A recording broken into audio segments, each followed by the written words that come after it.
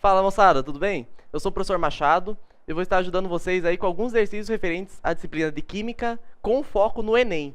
Ou seja, o Exame Nacional do Ensino Médio aí que cobra de uma maneira um pouco diferente, talvez, de alguns vestibulares, alguns exercícios de Química. E para você não se assustar aí por ser Química e tudo mais, você vai fazer o seu diferencial agora, sabendo resolver questões, às vezes, que muita gente se bate, desiste, tem preguiça de ler. E vamos lá para questão 47, que é muito mais simples do que parece, apesar dela ser bem grande, o que é normal das questões do Enem para quem já está acostumado, né? O brasileiro consome em média 500 mg de cálcio por dia, quando a quantidade recomendada é o dobro. Aqui no caso, então, essa informação aqui é importante, 500 mg de cálcio por dia, quando a quantidade recomendada é o dobro, ou seja, a quantidade recomendada é 1000 mg ou 1 grama, beleza?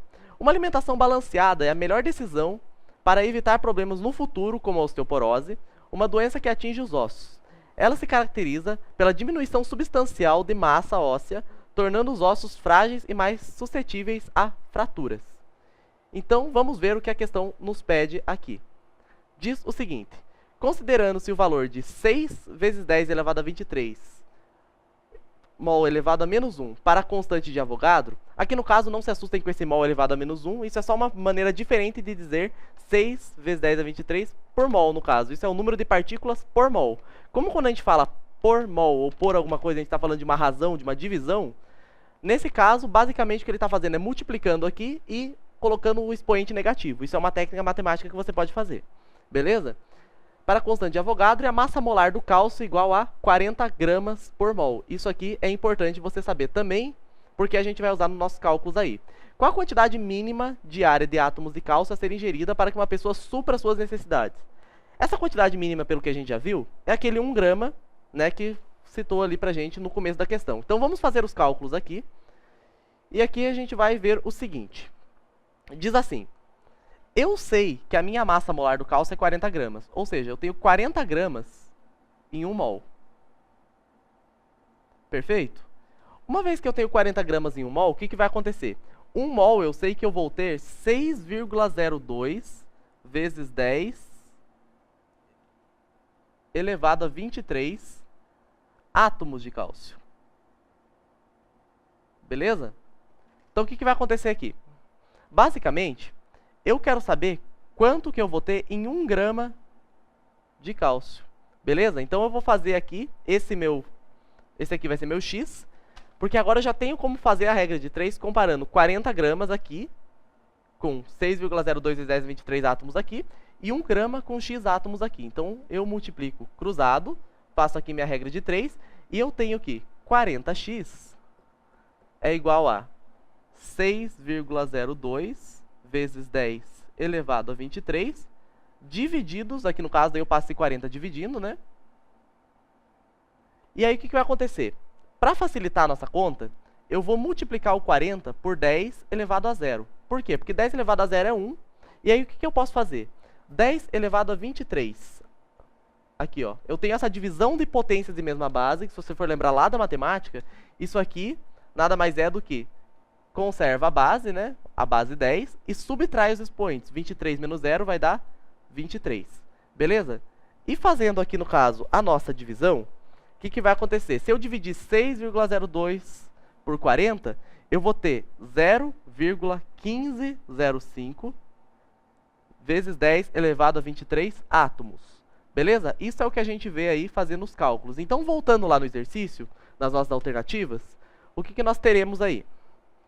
Basicamente, nós temos tudo isso aqui, A, B, C, D, E, nós não sabemos, teoricamente, né, porque não consta aqui a alternativa que a gente chegou, do 0,1505 vezes 10 elevado a 23. Mas isso aí é só uma pegadinha, mas você aí que está preparado, você não vai cair nessa pegadinha. Por quê? Porque eu sei que 0,1505 vezes 10 elevado a 23, quando eu faço uma pequena malandragem matemática aqui e eu transfiro a vírgula para cá, a minha potência cai. Entendeu? Então, quando a vírgula anda para a direita, o número da potência vai diminuir. Então, eu vou ter aqui 1,5, no caso aqui, 1,505 vezes 10 elevado a 22 átomos. E conferindo aí a nossa resposta, que é a letra B, 1,5 vezes 10 elevado a 22 átomos de cálcio, que é a quantidade mínima a ser ingerida. Então, pessoal, agora nós vamos para a questão 55, essa é do Enem de 2011, e diz o seguinte: no processo de industrialização da mamona, além do óleo que contém vários ácidos graxos, é obtida uma massa orgânica, conhecida como torta de mamona. Essa massa tem potencial para ser utilizada como fertilizante para o solo e como complemento em rações animais devido a seu elevado valor proteico. No entanto, a torta apresenta compostos tóxicos e alergênicos diferentemente do óleo da mamona. Para que a torta possa ser utilizada na alimentação animal, é necessário um processo de descontaminação. A característica presente nas substâncias tóxicas e alergênicas que inviabiliza sua solubilização no óleo de mamona é a... Então vamos lá. Veja bem, aqui é um exercício de solubilidade, teoricamente, é bem teórico, bem sucio, a gente não vai precisar fazer nenhum cálculo. O que eu quero que vocês tomem cuidado é com esses termos que estão aqui embaixo, que só estão aqui para te confundir, porque eles têm mais relação com a biologia do que com a química propriamente dito. No caso, a hipocromia tem a ver com hematologia, né, que é outra área da biologia lá que estuda sangue, então não tem nada a ver com o que a gente vai trabalhar aqui. Hiperpolarização tem a ver lá com a parte de neurociências, lá dos neurônios que estão polarizados ou não, então isso aí não nos interessa. O que nos interessa é se o óleo de mamona, ou no caso aqui essas substâncias que não podem ser solubilizadas no óleo de mamona, o que elas têm que impede, que inviabiliza essa solubilidade. Então olha só, eu quero solubilizar alguma coisa em óleo. Então o que vai acontecer? Nós sabemos que água e óleo são immiscíveis e que nós temos solutos que ou são mais solúveis em água ou são mais solúveis em óleo. O que é solúvel em água, bem solúvel em água, será pouco solúvel no óleo e vice-versa. Então o que vai acontecer aqui? Se eu tenho dificuldade em solubilizar essas substâncias tóxicas no óleo, significa que ela é pouco solúvel em óleo. Ou seja, ela não tem uma lipofilia. Porque o que quer dizer filia? Filia quer dizer afinidade. Lipo vem de gordura, óleo. Lembra dos lipídios? Então, o que vai acontecer aqui? Se ele tem lipofilia, ou seja, afinidade pelo óleo, ele deveria ser dissolvido no óleo de mamona, mas não é o que acontece. Aqui o que o exercício nos diz é que as características presentes nas substâncias tóxicas e alergênicas inviabilizam a solubilização no óleo de mamona. Ou seja, isso significa que ela tem mais afinidade pela água. Afinidade pela água é hidrofilia. Então, essa é a característica que impede a solubilização dessas substâncias no óleo da mamona. Ou seja, a resposta é de novo a letra B, hidrofilia. Perfeito? Então, agora nós vamos para a questão 58 do Enem de 2012, que diz o seguinte: a própolis é um produto natural conhecido por suas propriedades anti-inflamatórias e cicatrizantes. Esse material contém mais de 200 compostos identificados até o momento, e dentre eles, alguns são de estrutura simples, como é o caso do C6H5, CO2, CH2 e CH3, cuja estrutura está mostrada a seguir. Ela está desmembrada aqui, ó. Esse é o benzoato de etila, beleza? Lembrando as nomenclaturas dos ésteres, no qual você usa um dos radicais aqui, que está antes da carbonila, e você coloca, no caso, o sufixo ato. Esse aqui é o benzoato. E esse radical aqui, você usa aquela nomenclatura de radicais lá. Como tem dois carbonos, et. Então esse é um etil, ou etila. Esse aqui nós podemos chamar então de benzoato de etila ou benzoato de etil. Embora o mais comum seja você ver como etila. Beleza? Mas a questão aqui, ela aborda os ésteres, mas de uma maneira que se refere à síntese de ésteres. Ou seja, reações de esterificação. E aqui a questão já nos diz, já nos relembra que um ácido carboxílico e um álcool que sintetizam ésteres. Embora eu vá explicar isso para você melhor daqui a pouquinho. Mas aqui ele quer saber quais são, respectivamente, o ácido carboxílico e o álcool capazes de produzir o éster em apreço por meio da reação de esterificação. São, respectivamente, aqui no caso. Temos aqui as alternativas. Então vamos lá para o quadro, para nós lembrarmos um pouquinho sobre a teoria de reações de esterificação. Uma esterificação, como o próprio nome diz, é a síntese de ésteres. E um éster nada mais é do que assim, a reação, ele é um produto de uma reação que envolve ácido carboxílico mais um álcool. Beleza? Então, olha o que vai acontecer aqui. Isso aqui vai fazer a nossa reação de esterificação que a gente quer saber lá. Um ácido carboxílico, então, antes vamos reconhecer as funções. Um éster, ele é um radical orgânico ligado a uma carbonila, presa a um oxigênio e a outro radical orgânico. Perfeito? O que diferencia ele de um éter, que é só o radical, um oxigênio entre radicais orgânicos, beleza? O éster é um pouquinho diferente, porque ele tem essa carbonila aqui, beleza? Um ácido carboxílico é um radical orgânico preso a uma carboxila. O que é uma carboxila? É a carbonila, e aqui nós temos um OH, o que nos diz, então, que isso é um ácido carboxílico. E o álcool é a nossa hidroxila ligada a um carbono de simples ligações, ou seja, um carbono saturado, beleza? Então, aqui nós temos um álcool, beleza? E a reação de esterificação, via de regra, ela vai acontecer assim. Eu tenho um álcool qualquer reagindo com um ácido carboxílico qualquer. E aqui eu vou só inverter a posição do ácido carboxílico para ficar da seguinte maneira aqui, ó. Então, o que vai acontecer? Basicamente, eu vou ter a minha hidroxila do ácido carboxílico e esse hidrogênio do álcool, fazendo com que essa reação ela libere como produto água, beleza? Então, um dos meus produtos vai ser a água. O outro produto vai ser o meu éster, que vai ser aqui no caso, vou chamar aqui de R' e de R duas linhas, vai ser o meu R', dupla o O do álcool aqui, ligado ao R duas linhas. Perfeito? Então, isso é uma reação de esterificação. Então, vamos voltar lá para o exercício e ver o que ele pergunta. Ele quer saber qual é o ácido carboxílico e o álcool, no caso, para produzir o benzoato de etila. Então, voltando lá para o quadro, o que a gente vai fazer agora? O meu éster em questão é esse aqui. É o benzoato. Aqui, ó a carbonila aqui. O oxigênio e o meu radical etil. Ó, lembrando que cada ponta me dá um carbono. Então, aqui eu tenho um CH2, aqui eu tenho um CH3. Beleza? Então, olha só. Tenho aqui esse éster aqui. Então, o que eu vou precisar? Eu sei que o meu oxigênio vem do etanol, do álcool. Oh, pô, já dei a resposta aí. Mas, enfim. Vamos supor que eu não tivesse dado essa resposta e que eu vou pensar da seguinte maneira. Que o meu oxigênio ele vem do álcool. Então, eu sei que eu vou precisar de um álcool de 2 carbonos para a minha síntese desse éster aqui.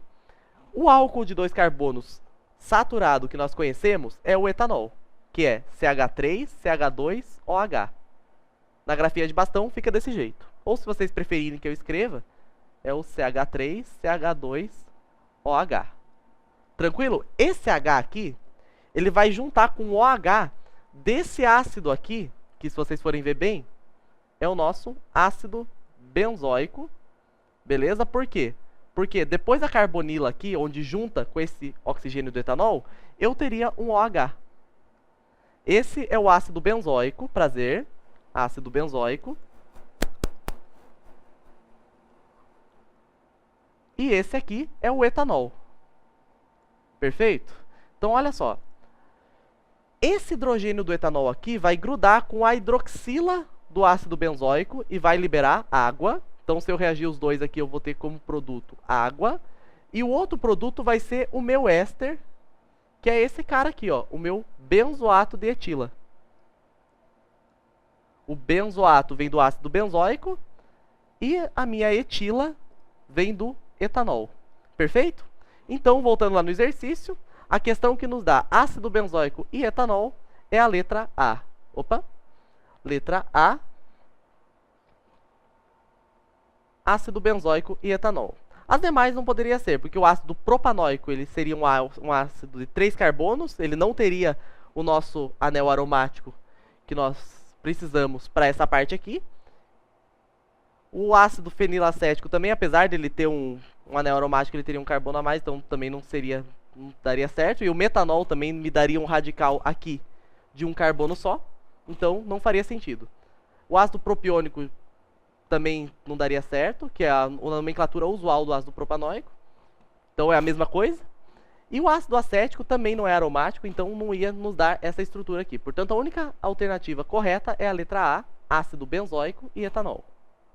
Então agora nós vamos para a questão 59, também do Enem 2012, que diz o seguinte: no Japão, o movimento nacional para a promoção da luta contra o aquecimento global leva ao slogan: uma pessoa, um dia, 1 kg de CO2 a menos. A ideia é cada pessoa reduzir em 1 kg a quantidade de CO2 emitida todos os dias por meio de pequenos gestos ecológicos, como diminuir a queima de gás de cozinha. Então vamos lá para o que a questão nos pede. Diz o seguinte, considerando um processo de combustão completa de um gás de cozinha composto exclusivamente por butano, que é o C4H10, a mínima quantidade desse gás que um japonês deve deixar de queimar para atender a meta diária apenas com esse gesto é de... Então vamos lá, vamos precisar fazer alguns cálculos aqui. Então, vamos para o quadro lá. E eu sei o seguinte, o que o nosso japonês aí em questão está querendo fazer é reduzir em 1 kg a quantidade de butano a ser queimada, beleza? Então o que eu tenho aqui? Como eu falei a palavra queima, nós vamos fazer uma reação de combustão, ou seja, eu tenho que pegar o meu reagente aqui, que é o C4H10, o meu butano, prazer. E uma reação de combustão, ela tem essa cara aqui, ó. Você reage com oxigênio, beleza? E o seu produto vai ser CO2 e água. Sempre, sempre. Falou em reação de combustão completa, nós teremos isso aí. Se for uma combustão incompleta, eu vou ter a liberação de um monóxido de carbono. Beleza? Então, olha só o que vai acontecer aqui. Ele deu no exercício ali a massa molar do butano. Vamos voltar lá para ver. Olha só, a massa molar do butano é 58 gramas por mol. Tá aqui, vamos lá. Massa molar do butano, isso aqui a gente vai precisar, 58 gramas por mol. E a massa molar do CO2 nós também precisaremos, que é 44 gramas por mol. Então, voltando ali no quadro, o que a gente vai precisar fazer? Basicamente, eu vou pegar aqui 1 mol de C4H10 e eu sei que ele vai reagir. Primeira coisa que a gente tem que fazer, balancear aqui a equação, eu já vou mostrar para vocês. Porque assim, quando nós temos a equação desse jeito, nós precisamos balancear ela primeiro. Então, vamos lá. Eu tenho 4 carbonos aqui, então eu preciso de 4 carbonos aqui também. Tranquilo? Então, vamos lá. Agora, o hidrogênio. Eu tenho 10 hidrogênios aqui e apenas 2 hidrogênios aqui. Então, eu vou ter 5 hidrogênios aqui. Tranquilo? Agora, terminando o balanceamento da equação, o que vai acontecer? Falta o oxigênio. Desse lado aqui eu tenho 2 oxigênios.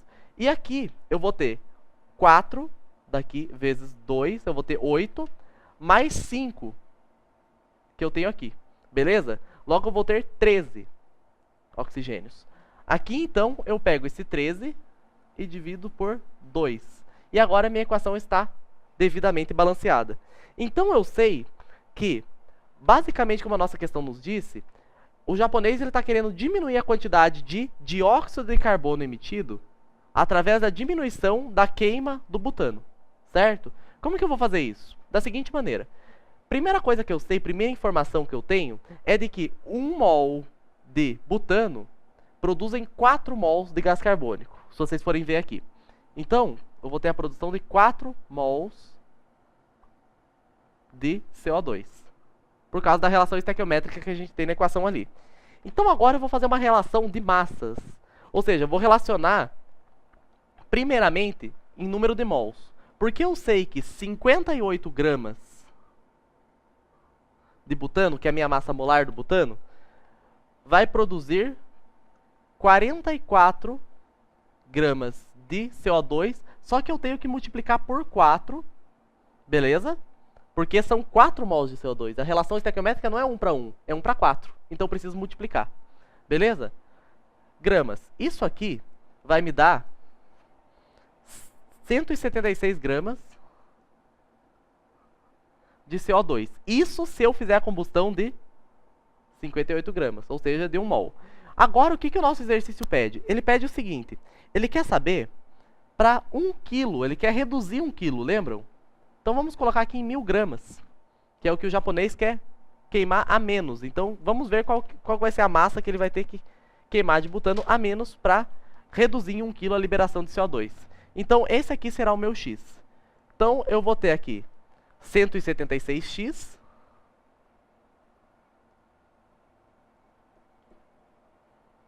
que é igual a 1000 vezes 58.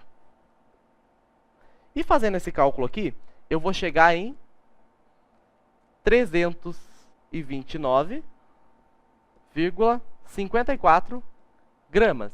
Convertendo para quilos, que é a unidade que está nas respostas, já que quilo é 10 ao cubo, é 10 elevado à terceira potência, eu vou caminhar aqui 3 casas depois da vírgula, 1, 2, 3, beleza?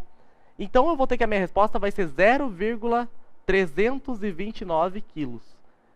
Então essa é a quantidade que o japonês deve queimar a menos para que, no final das contas, ele acabe poupando aí a natureza de 1 quilo a mais de dióxido de carbono. Beleza? Então, voltando lá para o exercício, vamos ver as alternativas.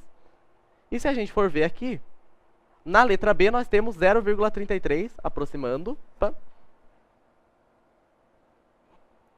E essa aqui é a nossa resposta daí. Beleza?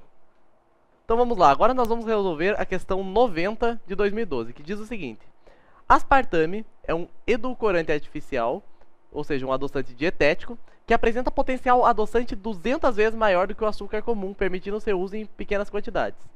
Muito usado pela indústria alimentícia, principalmente nos refrigerantes diet, tem valor energético que corresponde a 4 calorias por grama.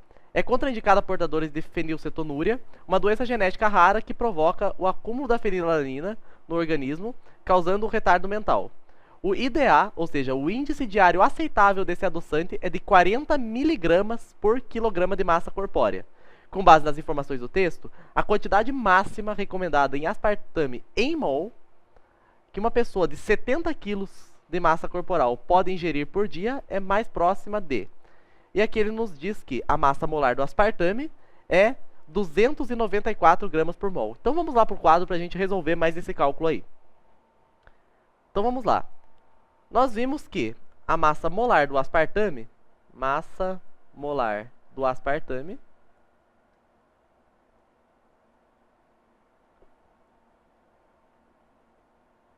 é 294 gramas. E quando a gente vê aquela barrinha, eu gostaria que você já começasse a pensar dessa maneira aqui, ó. Fazendo essa relação já. Porque isso aí, muitos exercícios, às vezes é a metade da tua regra de 3 que você tem aqui. Então, 294 gramas para 1 mol. Perfeito? Então, o que vai acontecer aqui? Ali no exercício, voltando ali, ele diz o seguinte. Que a quantidade mínima recomendada, aqui no caso, é... é de 40 miligramas por quilograma. Então ele quer saber, em uma pessoa de 70 quilos, quanto que ela vai ter que consumir. Então vamos lá. Eu sei que a quantidade mínima é de 40 miligramas para cada 1 quilograma. Uma pessoa de 70 quilos, ela vai ter que consumir X miligramas. Beleza? Então essa aqui é a nossa primeira regra de 3. Fazendo o cálculo, eu vou ter que o meu X é igual a 2.800 miligramas. Beleza, mas não é isso que ele quer saber. O que ele quer saber é a quantidade em mols que nós temos aí. Então agora a relação estequiométrica é simples, porque eu sei que 2.800 miligramas, que é o que uma pessoa de 70 quilos pode consumir. Agora, o que ele quer saber é em mol. Então vamos lá. Quanto isso aqui tem em mol? Isso aí eu não sei. Eu vou descobrir agora, sendo que essa aqui vai ser minha incógnita X, mols. Eu estou relacionando massa com mol. Então o que eu faço? Lembrando que, quando eu tenho miligramas, eu posso fazer uma malandragem matemática para ficar tudo parecido aqui, porque quando eu vou fazer em 1 mol, eu vou precisar das minhas 294 gramas de aspartame. Isso aí é o que me dá em 1 mol. 294 gramas. Então, o que eu vou fazer aqui? Já que isso aqui é miligramas, eu multiplico isso aqui por 10 elevado a menos 3 gramas. Então, o que eu tenho? 2.800 vezes 10 elevado a menos 3 gramas. É a mesma coisa porque o prefixo mili nos indica que você está multiplicando por 10 elevado a menos 3 ou dividindo por 1.000. Beleza? Então, agora aqui nós temos, bem na nossa mão aqui para fazer a regra de 3, 294x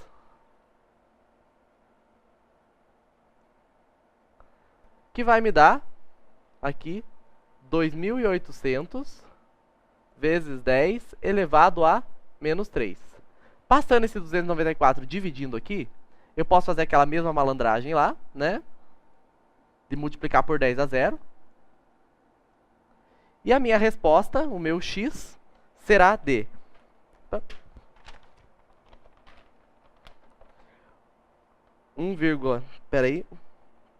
9,5 vezes 10 elevado a menos 3 gramas. Então, voltando lá para o exercício, aqui nas alternativas, nós temos ali na letra B, 9,5 vezes 10 elevado a menos 3. Beleza? Então, já marcamos aqui a letra B.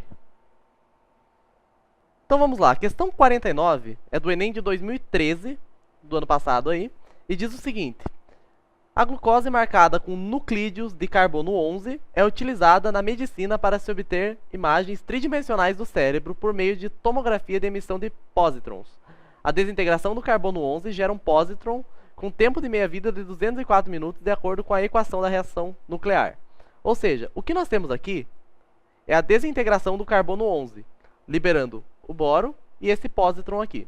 Mas o que o nosso exercício vai pedir, ele diz o seguinte, ó: a partir da injeção da glucose marcada com esse nuclídeo, o tempo de aquisição de uma imagem de tomografia de 5 meias-vidas. Então, olha só, vamos lá, ele quer saber em 5 meias-vidas, aqui, ó. Vamos destacar esses 5 meias-vidas aqui, ó. Beleza? Considerando que o medicamento contém 1 grama do carbono 11, a massa em miligramas do nuclídeo restante após a aquisição da imagem é mais próxima de. Então vamos lá. Indo ali para o quadro, o que vai acontecer? Nós vimos ali que nós teremos 5 meias-vidas até a aquisição da imagem. Então a gente precisa saber qual que vai ser a massa que a gente vai ter aí. Então vamos lá.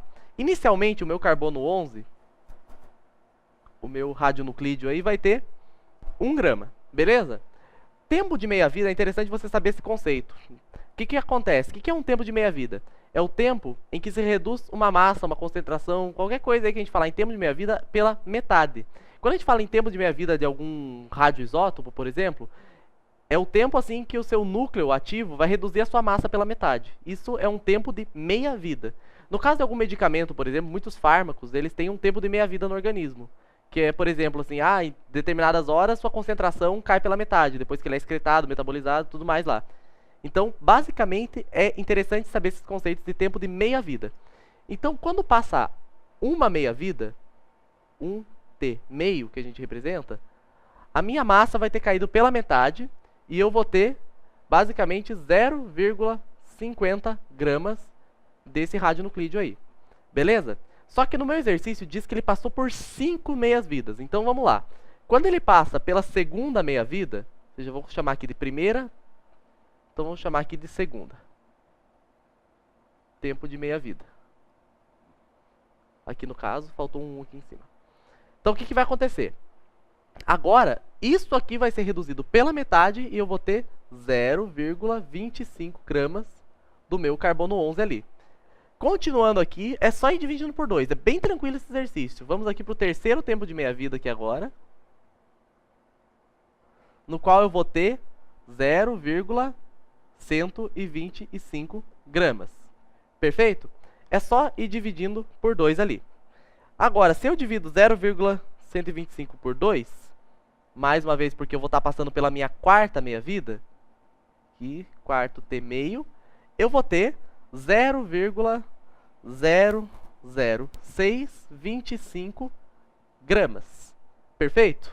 E por fim, como nós temos 5 meias-vidas, a nossa última meia-vida aqui, nosso último tempo de meia-vida, t meio, vai ser isso aqui, divididos por 2 também, que vai me dar 0,03125 gramas. Essa é a minha resposta. Então, indo lá no exercício, eu vou ter o seguinte. Ele pediu a massa em... Voltando lá embaixo, qual a unidade que ele pediu mesmo? Ali embaixo, ele pediu, após a aquisição da imagem, miligramas. Beleza? Então, o que vai acontecer? Uma vez que ele pediu em miligramas, e eu cheguei em 0,3125, eu vou ter que multiplicar isso aí por 1000, porque eu tinha aquilo lá em gramas, beleza? Então, basicamente, o que vai acontecer é isso aqui. A minha massa, 0,03125 gramas.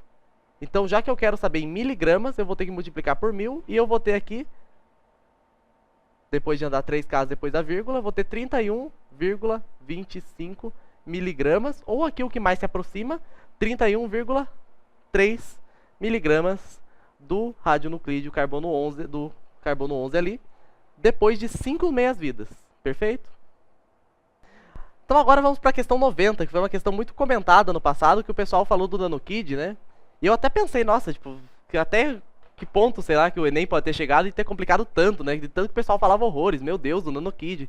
Mas quando eu fui ver, era uma questão simples, e se você não acha ela simples, você vai concordar comigo agora, porque você vai começar a enxergar a química orgânica de uma maneira muito simplificada. Porque aqui diz o seguinte, que as moléculas de nanopútchens lembram figuras humanas e foram criadas para estimular o interesse dos jovens na compreensão da linguagem expressa em fórmulas estruturais muito usadas em química orgânica. Um exemplo é o NanoKid, prazer, representado na figura. Tá aí ele, né? Ele é meio grandinho, ele assusta um pouco quem tá nervoso aí com o Enem, né? Mas a pergunta é bem simples. Ele pergunta assim, que parte do corpo do NanoKid existe um carbono quaternário? O que é um carbono quaternário? Vamos pro quadro rapidinho para a gente revisar essa teoria. Um carbono quaternário, vamos lá, o carbono ele pode ser primário, secundário, terciário e quaternário. Um carbono primário é normalmente o carbono da extremidade que está preso a apenas um átomo de carbono. Beleza? Se esse átomo de carbono tivesse preso a mais um átomo de carbono, esse átomo de carbono já seria secundário, porque daí ele estaria preso a 2 átomos de carbono. Beleza? Se ele está preso a 3 átomos de carbono, se tivesse mais um carbono aqui, ele seria terciário. E caso tivesse mais um átomo de carbono aqui em cima, esse carbono é quaternário. Beleza? Lembre-se sempre pelo número de átomos de carbono ligados a ele. Certo? Então vamos voltar lá.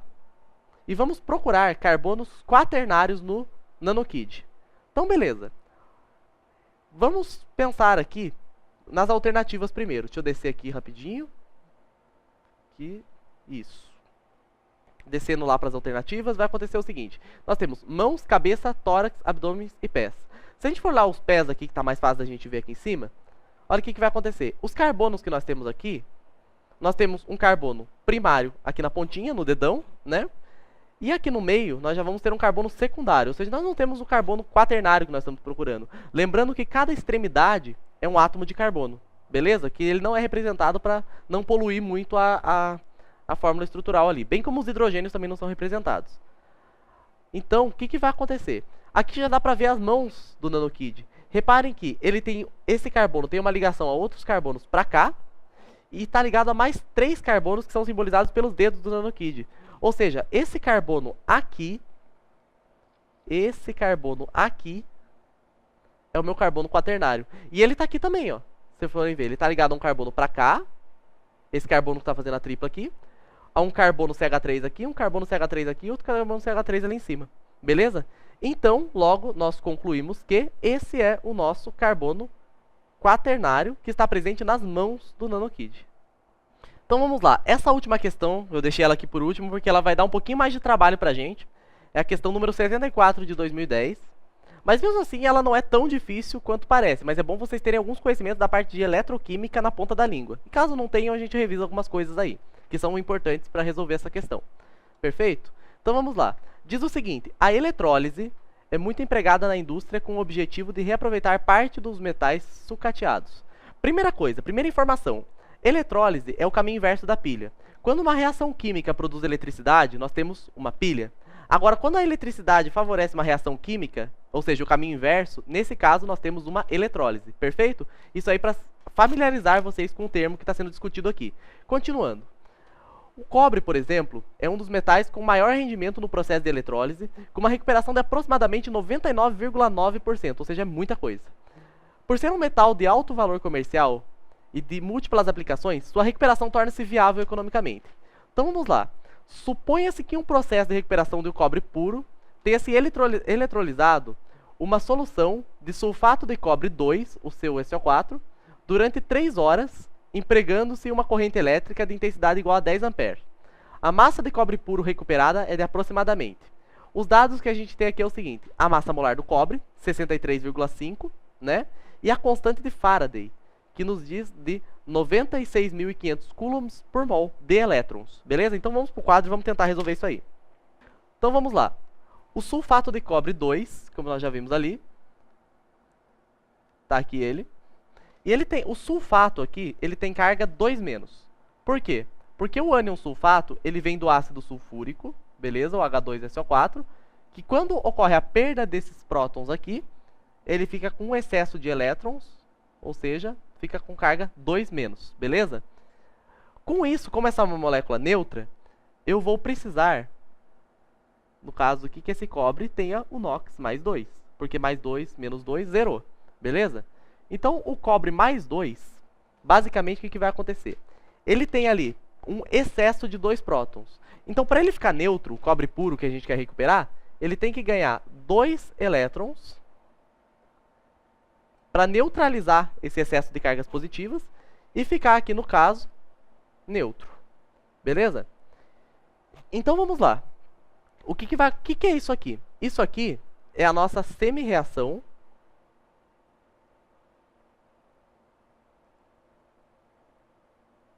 de redução. Como é que eu sei disso? Porque acontece o seguinte, tem alguns macetinhos que ajudam, de redução. Deixa eu apagar aqui. Tem alguns macetinhos que ajudam a gente a lembrar algumas coisas aí. Um deles, eu lembro que eu tive um professor no cursinho que explicava, que era o tal do OPA. O OPA é uma siglazinha que vai fazer a gente lembrar que a oxidação é uma perda de elétrons e acontece no ânodo. Como isso aqui é a nossa redução, isso aqui está acontecendo no cátodo, não no ânodo. Beleza? E eu sei que na pilha, o polo positivo é o cátodo. Tem esse macetinho da pipoca também. Na pilha, o positivo é o cátodo. Beleza? Então aqui, esse polo é o polo negativo. Beleza? Por quê? Porque na eletrólise, invertem os polos. Beleza? Na pilha, o polo positivo é o cátodo. Mas na eletrólise, o polo positivo é o ânodo. Aqui, nesse caso aqui, como nós estamos falando de uma redução, o meu polo negativo vai ser o meu cátodo. Beleza? Então vamos lá. Isso aí é só uma teoria para vocês lembrarem, porque o exercício aqui ele nos diz o seguinte: eu tenho 2 mols de elétrons produzindo 1 mol de cobre. Tranquilo até aqui, né? Então olha só. Primeiramente eu vou usar essa fórmula aqui, que é a fórmula do kit, que envolve a carga elétrica, a intensidade da corrente e o tempo de duração dela. Beleza? Então vamos descobrir quanto vale esse Q aqui. Eu sei que a minha intensidade da corrente elétrica, como nós vimos no exercício, é de 10 amperes. E ali disse que a corrente correu por 3 horas. Beleza? Só que nessa fórmula nós não podemos usar horas, temos que usar em segundos. E eu já fiz os cálculos aqui para facilitar. Eu tenho 10.800 segundos em 3 horas, para agilizar. Beleza? Então, fazendo esse cálculo, eu descubro que o meu Q, ou seja, que a minha carga elétrica aqui vai dar 108.000 coulombs. Beleza? Que é a minha unidade aqui. Então, eu sei que em 1 mol de elétrons, como nós já vimos ali, eu tenho 96.500 coulombs. Beleza? Só que aqui eu estou falando de 2 mols de elétrons. Então vamos relacionar aqui a carga. No caso aqui eu tenho 2 mols de elétrons. Beleza? 2 mols. E a massa de cobre. Beleza? Já que aqui eu só vou ter 1 mol de cobre sendo produzido. Beleza? Então a cada 2 mols de elétron utilizado, nós já vimos ali que ele vai produzir 1 mol de cobre. É isso aqui. Beleza? Então, vamos lá. O que vai acontecer? A minha carga, eu vou pegar 96.500 e multiplicar por 2. Isso aqui vai me dar 193.000. Que vai me dar uma massa de 63,5 gramas, que como nós já vimos é a massa molar do cobre, beleza? Então isso aqui é a constante de Faraday multiplicado por 2, são as nossas constantes, beleza? Então isso aqui são as nossas constantes. Susse, Agora, o que nós vamos fazer? Nós vamos pegar as nossas variáveis, que é o que o exercício nos deu. Ou seja, como nós temos aqui, no nosso caso, que passou 3 horas de corrente elétrica de 10 amperes, nós temos 108.000 coulombs, conforme nós calculamos. 108.000 coulombs. Eu vou ter que massa de cobre produzida? Então, é só fazer essa regra de 3 aqui. Eu pego 193.000x, 193.000x, que é igual a 108.000 vezes 63,5. Beleza? E fazendo esse cálculo aqui, eu vou ter que o meu x, dá até para fazer aqui mesmo, vai ser igual a 35,5 gramas de cobre recuperado. Beleza? Então, essa aqui vai ser minha resposta após fazer os cálculos. E voltando lá na apostila, nós temos que essa não é ninguém mais, ninguém menos do que a nossa letra D. Perfeito? Então, moçada, isso é tudo. Todos esses exercícios nós resolvemos aí. Espero que ajudem alguma coisa aí. E procurem sempre aí estudar na teoria. Fiquem ligados que a qualquer momento nós podemos estar postando outras videoaulas para ajudar vocês aí em outras matérias referentes à química, para que você possa lidar aí com os exercícios e com todos os desafios que vão passar aí pela sua frente. Muito obrigado e até a próxima.